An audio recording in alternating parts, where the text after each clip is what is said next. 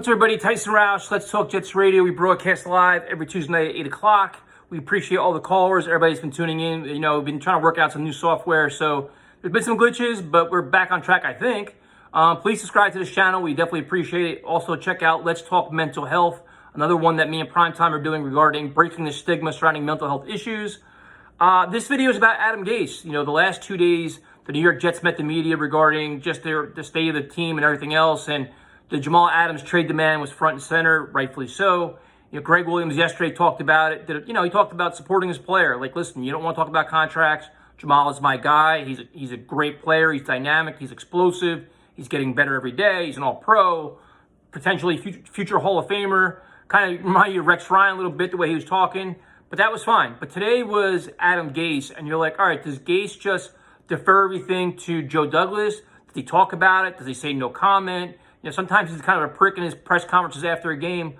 But today on the conference call, he was phenomenal. I mean, Gase just said he loves Jamal. He wants him back. He wants him part of his team. He said how important he is to the defense, how dynamic he is, how flexible he is. He said all the right things. I mean, the Jets, as an organization, they did excellent damage control. I mean, Jamal Adams created this big firestorm, kind of acting kind of childish and doing all this nonsense.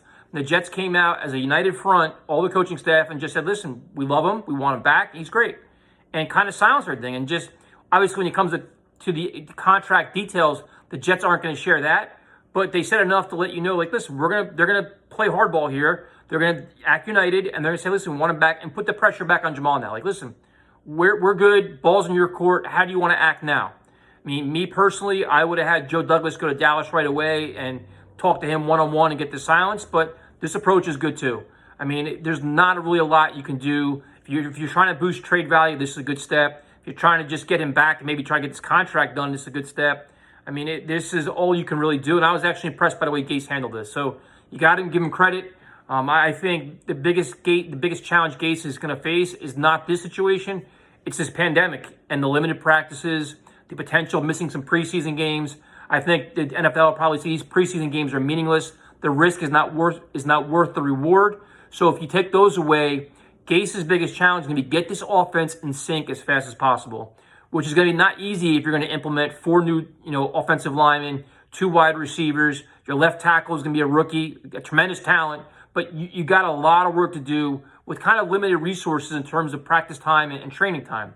So he's got to be innovative here. He's got to be creative. A lot of communications, hands-on where he can, film work, study, however you can do it, because your first 2 games of the season are against 2 excellent defenses who are going to test every facet of your offense.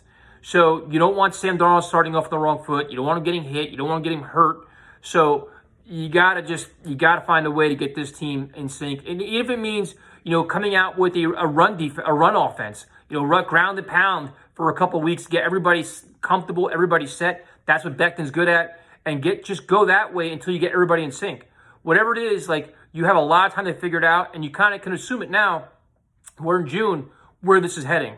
So you can kind of say, okay, listen, we're not going to have enough practice time to open up our full playbook here. So let's not pretend we can do that. Let's scale things down and make it where we're going to do only a few things, but we're going to do a few things very, very well. So that's going to be his biggest challenge. Me personally, I would look at maybe getting another veteran quarterback. Say you have Sam. If Joe Flacco's not ready to play week 1 because of his injury, you don't really want to go with David Fales and a rookie, especially with this whole COVID thing. If, God forbid, one of these guys gets sick, you want to have another veteran quarterback in there. You don't want to throw away games.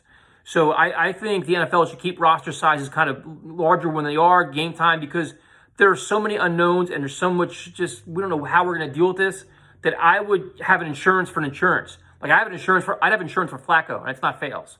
So we'll see what happens. Thank you for watching this. Like I said, Gase did a good job today. The Jets, I think they're gonna play hardball here. They're gonna let this drag out, and hopefully maybe Jamal comes to his senses a little bit and realizes that maybe a deal can get done here, and it's just a matter of timing due to this pandemic and everything else. But you gotta give credit where it's due. The Jets came back, did the right thing today. Good front, changed the media narrative a little bit, which was much needed, and we'll see where it goes. So I'll talk to you guys next time.